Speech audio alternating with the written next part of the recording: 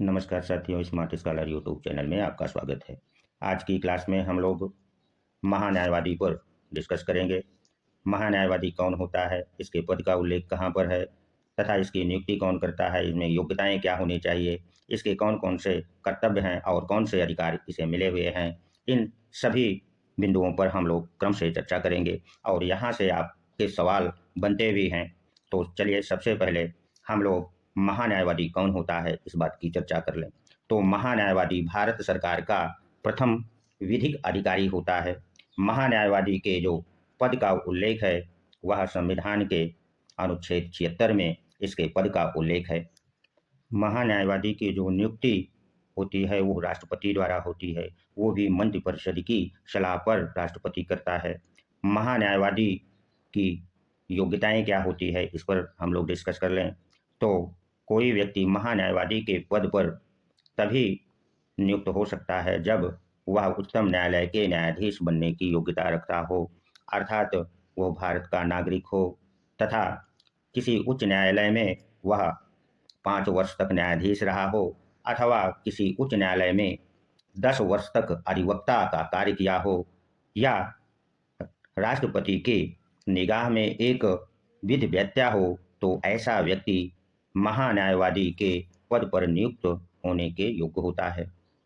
अब महान्यायवादी जो होता है वो क्या सर्वोच्च न्यायालय में ही सुनवाई कर सकता है?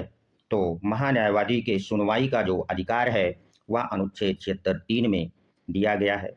भारत का जो महान्यायवादी अर्थात प्रथम विधिक अधिकारी होता है वह भारत के सभी न्यायालयों में सुनवाई कर सकता है। अब हम ये जानेंगे कि जो भारत का प्रथम महान्यायवादी कौन था। तो भारत के जो प्रथम महान्यायवादी नियुक्त हुए थे वो थे MC शीतलवाड़ थे। और आगे जो प्रश्न आपकी परीक्षा में पूछा जा सकता है ये कि वर्तमान में कौन है, तो वर्तमान में R वेंकट रमणी हैं जो क्रम में 16वें स्थान पर हैं। इनसे पहले के वेणुगोपाल थे। अब तक हम लोगों ने महान्यायवादी के पद, उसकी नियुक्ति और उसकी योग्यताओं को समझ लिया है। अब चलिए महान्यायवादी का कार्यकाल कितना होता है इस पर डिस्कस कर लें। तो जो महान्यायवादी का कार्यकाल होता है इसकी संविधान में कोई अवधि या समय सीमा तय नहीं है। यह राष्ट्रपति के प्रसाद पर्यंत अपना पद धारण करता है। राष्ट्रपति के द्वारा हटाए जाने पर ही इसका पद रिक्त हो सकता है अथवा यह राष्ट्रपति को अपना त्याग पत्र दे दे तो पद रिक्त हो जाएगा, तथा यदि सरकार अपना इस्तीफा दे देती है तो भी इसका पद रिक्त हो जाता है। ऐसी परंपरा है, क्योंकि सरकार इस्तीफा दे देगी तो सरकार बदल जाती है और चूंकि मंत्रिमंडल की सलाह पर ही राष्ट्रपति महान्यायवादी की नियुक्ति करता है, परिणाम स्वरूप जब सरकारें बदल जाती हैं तो परंपरा के अनुसार महान्यायवादी भी अपना त्यागपत्र दे देता है।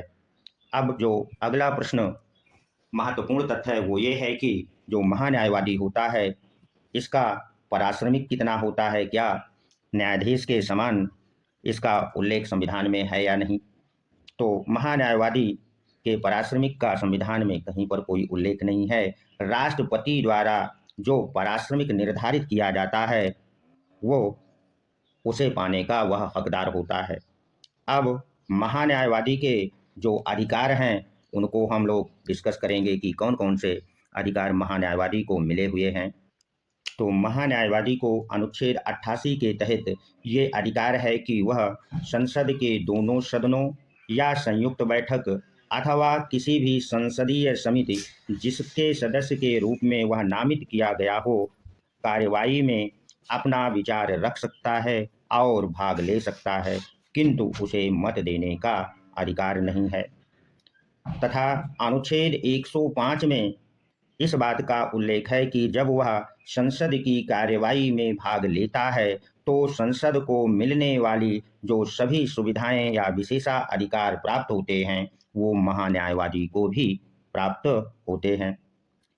अब जो महान्यायवादी होता है इसके सहायक के रूप में सॉलिसिटर जनरल होते हैं, जो महान्यायवादी के बाद देश के दूसरे नंबर पर कानूनी अधिकारी होते हैं। इनका जो पद है वह केवल वैधानिक है, संवैधानिक नहीं। आज की क्लास में बस इतना ही। और यहाँ से पूछे जाने वाले जितने भी प्रश्न बन सकते थे हम लोगों ने उस पर डिस्कस कर लिया है। अगर यह वीडियो आपको अच्छा लगा है तो इसे सब्सक्राइब अवश्य कर दीजिए, लाइक कर दीजिए और ऐसे छात्रों को शेयर कर दीजिए जो संविधान की तैयारी कर रहे हैं, ताकि वो इसका अधिक से अधिक लाभ उठा सकें। धन्यवाद, मिलते हैं अगले वीडियो में।